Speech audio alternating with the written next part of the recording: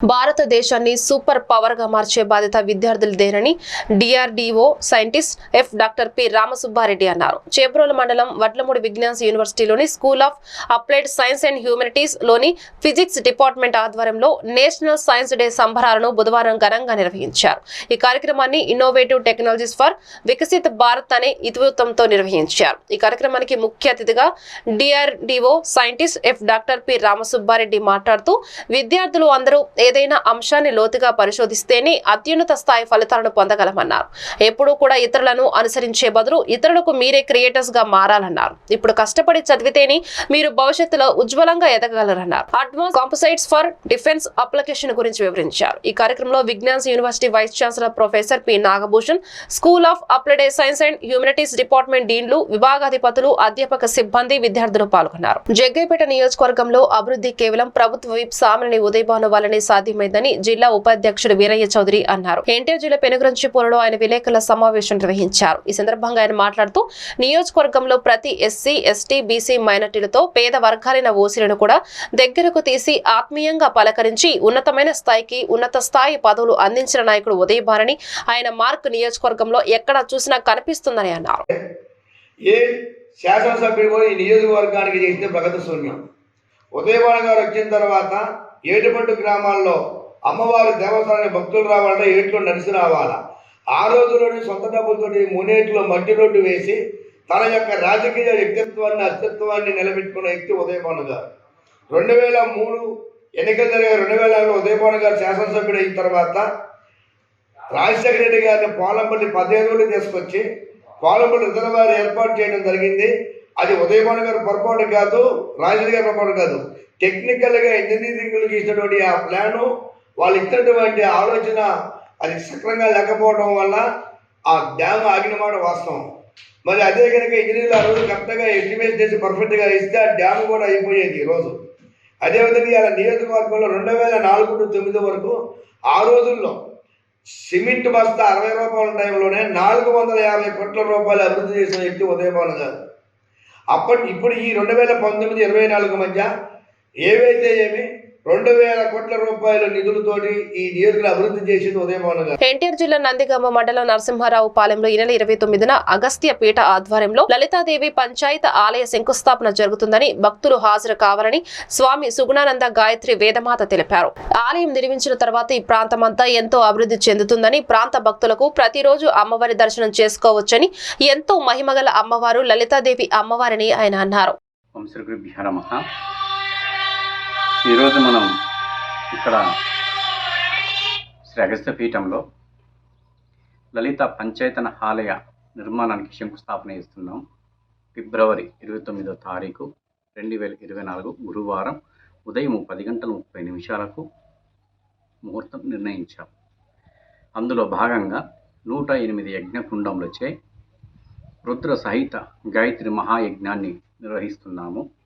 ఈ కార్యక్రమంలో భక్తులు అధిక సంఖ్యలో పాల్గొని యజ్ఞంలో పాల్గొని అమ్మవారి కృపకు పాత్రలు కాగలరని, అమ్మవారి ఆశీర్వాదం అందరిపై ఉండాలని కోరుకుంటున్నాను. ఈ పంచాయతన ఆలయం అనేది ఏంటంటే, మన హిందూ ధర్మంలో వైష్ణవం, శైవం, సాత్వికేయం అంటే హిందువులు అందరినీ కలిపే పూజే పంచాయతనం. మనం నిర్మాణం చేసేది లలిత పంచాయతనం. మనకు శివ పంచాయతనం, విష్ణు పంచాయతనం, ఇలా మనకు పూజలు ఉన్నాయి. అందరినీ ఒక్కటి చేయాలి. అలాగే మనం విశ్వానికి శాంతిని అందించాలి. లోకం మొత్తం సుఖశాంతులతో ఉండాలని సదుద్దేశం కొద్దో ఈ కార్యక్రమాన్ని మనం నిర్వహిస్తున్నాము. జై గురు.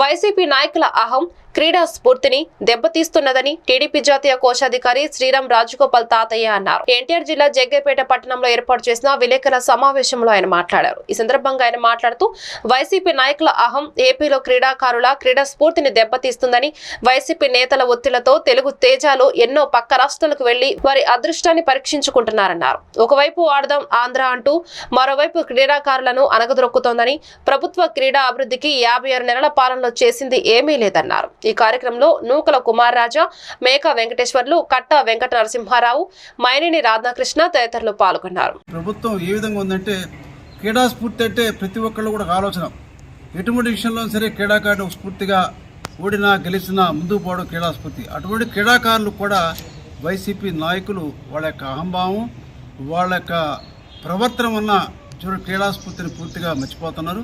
ఇప్పటికే చాలామంది యువత ఉద్యోగాలు లేక ఇతర రాష్ట్రాలు పోతూ ఉన్నారు. అదేవిధంగా పెట్టుబడులు పెడతానికి కూడా ఇతర రాష్ట్రాలు పోతూ ఉన్నారు. ఇప్పుడు చివరి క్రీడాకారులు కూడా ఇక్కడ ఏమాత్రం కూడా లేకుండా వెళ్ళిపోతూ ఉన్నారు. ఏదో గొప్పగా ఆడుదాం ఆంధ్రాజీ గొప్పగా చేశారు.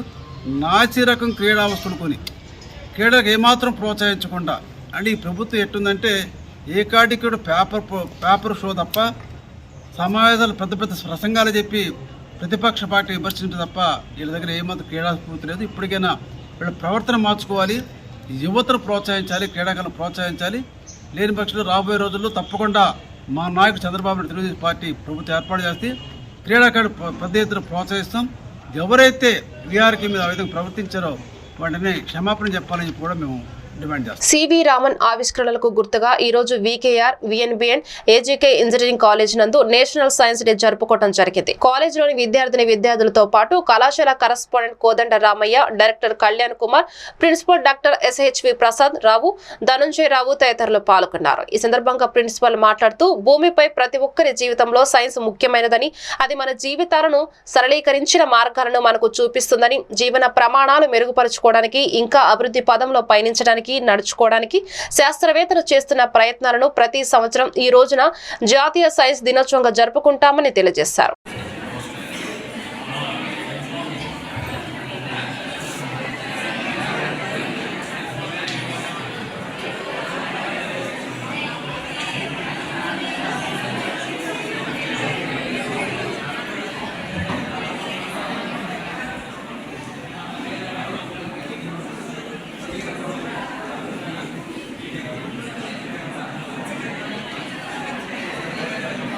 Science day.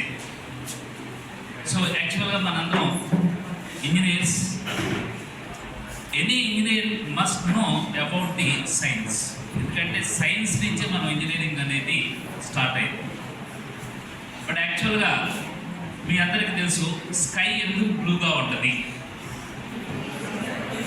That is Rayleigh effect, అంటే స్కాటరింగ్ ఎఫెక్ట్. లైట్ ఎయిర్లో ట్రావెల్ అయినప్పుడు అయ్యే స్కాటరింగ్ వల్ల sky like a blue colour. అలానే monochromatic light passing through any crystal object, okay, దాన్ని డిఫరెంట్ కలర్స్లో రిఫ్లెక్ట్ అవుతుంది, రిఫ్రాక్షన్ అవుతుంది. Some of the signals are absorb, some of the signals are reflected, some of the light rays are refracted. Okay, this effect is found by C.V. Raman.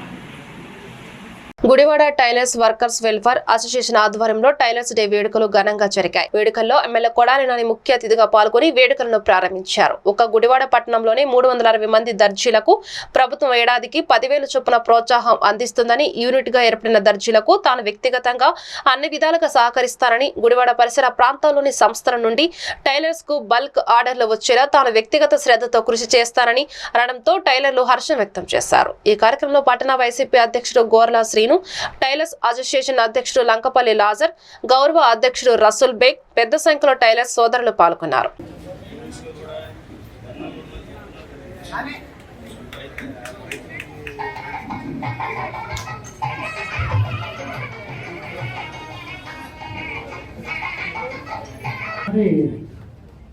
Stadium committee ఉపాధ్యక్షులు పాలేటి శివసుబ్రహ్మణ్యం శెట్టి గారిని వేదికను అలంకరించారు. అదేవిధంగా వేదికను అలంకరించిన పెద్దలందరికీ కూడా నా హృదయపూర్వక నమస్కారాలు తెలియజేస్తా ఉన్నామండి. ప్రపంచవ్యాప్తంగా విలియం సావే అనే ఆయన మొట్టమొదటిగా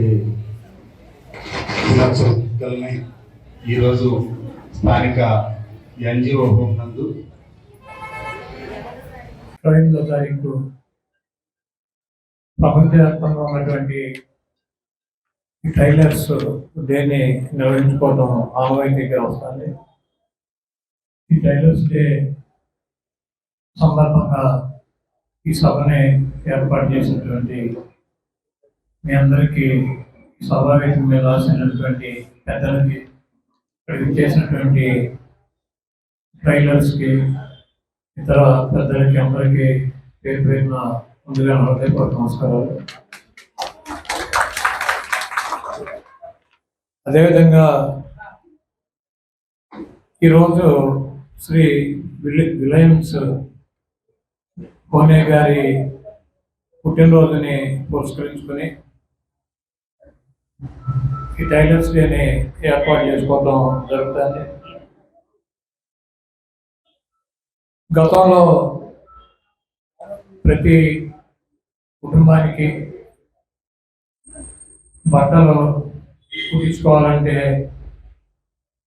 లోకల్గా ఉన్నటువంటి ఈ టైలర్స్ దగ్గరే కుట్టించుకునేటువంటి పరిస్థితి ఉండేది. ఇప్పుడు మారుతున్నటువంటి పరిస్థితుల్లో రెడీమేడ్ ఎక్కువగా రావటం, నేను మొన్న విజయవాడలో ఒక టైలరింగ్ యూనిట్ని చూడటం జరిగింది. గన్నవరం దగ్గర దాదాపు 500 మిషన్లతో రెడీమేడ్ బట్టల్ని ఆర్డర్ తీసుకుని స్కూల్స్కి, అదేవిధంగా ఈ కాలేజీలకి రెడీమేడ్ బట్టలు ఆర్డర్ తీసుకుని వాళ్ళే క్లాత్ కొని వాళ్ళే కుట్టి వాళ్ళకి సప్లై చేస్తున్నారు. ఈ గుడివాడ పట్టణంలో ఉన్నటువంటి చాలా మంది టైలర్స్ ఉన్నట్టున్నారు. ప్రభుత్వం నుంచి ఆర్థిక సహాయంగా 10,000 రూపాయలు 360 మందికి ఈ గుడివాడ పట్టణంలో ఉన్నటువంటి టైలర్స్కి ప్రతి సంవత్సరం ప్రభుత్వం చేస్తుంది. అయినప్పటికీ కొంతమందికి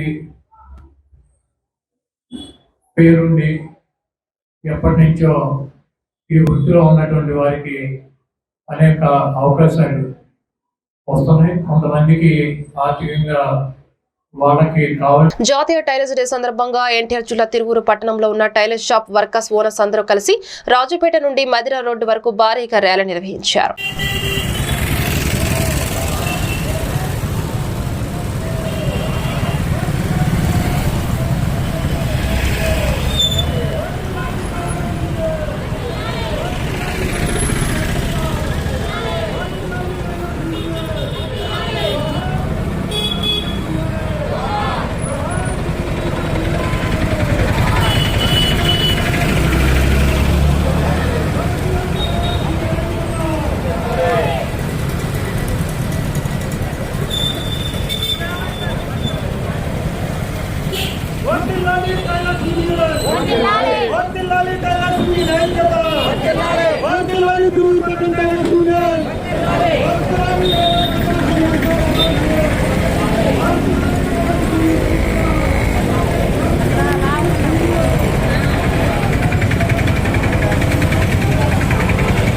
మైలవరం నియోజకవర్గంలో టీడీపీ పార్టీ సీటును బీసీ మహిళ అయిన కొండపల్లి మున్సిపాలిటీ కౌన్సిలర్ ముప్పసాని భూలక్ష్మి అడుగుతున్నారు. ఎన్నోసార్లు పలు మీడియా సమావేశాలు తెలియపరిచానని ఆమె అన్నారు. టీడీపీ పార్టీ కార్యాలయానికి కూడా రాతపూర్వకంగా లెటర్ రాసి తెలియపరిచానని, ఎటువంటి సమాధానం చెప్పలేదు అని మీడియా సమావేశంలో తెలియపరిచారు. పార్టీ సీటు ఇచ్చినా ఇవ్వకపోయినా ఇండిపెండెంట్ గా అయినా నామినేషన్ వేస్తానని మీడియా సమావేశంలో ముప్పసాని భూలక్ష్మి అన్నారు. మీడియా మిత్రులకు నమస్కారాలు. మైలవరం నియోజకవర్గంలో బీసీలకు సీటు అడిగి ఉన్నాను. బీసీ తరపున నాకు సీటు కేటాయించాలి అని అడిగి ఉన్నాను. అలాగే అధిష్టానానికి కూడా లెటర్ పంపించడం జరిగింది. మీడియా ముఖంగా కూడా 4-5 సార్లు మీకు తెలియజేయడం జరిగింది. కాబట్టి ఈరోజు మైలవరంలో ఉన్నటువంటి వైసీపీ ప్రభుత్వం ఏదైతే ఉందో వాళ్ళు మా యాదవ్ సామాజిక వర్గానికే సీటు కేటాయించారు. అది కూడా నేను అడిగిన తర్వాత ఆయన కేటాయించడం జరిగింది. నారా చంద్రబాబు నాయుడు గారు కూడా మాకు సీటు కేటాయిస్తారన్న నమ్మకం నాకుంది. ఈరోజు ఇంత బలంగా ఎందుకు అడుగుతున్నాము అంటే కుల సంఘాల మద్దతు ఉంది, అలాగే ఉద్యోగస్తులు కూడా మద్దతు ఉంది మాకు.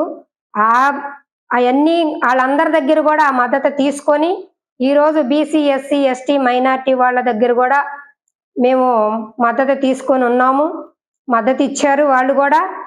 అలాగే ప్రతి గ్రామానికి కూడా ఈ సంవత్సరం నుంచి కూడా మేము తిరుగుతూనే ఉన్నాము. మా మైలవరం నియోజకవర్గంలో ప్రతి గ్రామానికి కూడా తిరిగాను. వాళ్ళందరూ కూడా నాకు సపోర్ట్ చేశారు, చేస్తానని కూడా చెప్పారు. కాబట్టి ఈరోజు బీసీలకి అండగా ఉంటాను అన్నారు, బీసీలకి సీట్లు ఇస్తాము అన్నారు. బీసీల్లో కూడా నాకు సీటు ఇవ్వమని నేను అడుగుతున్నా.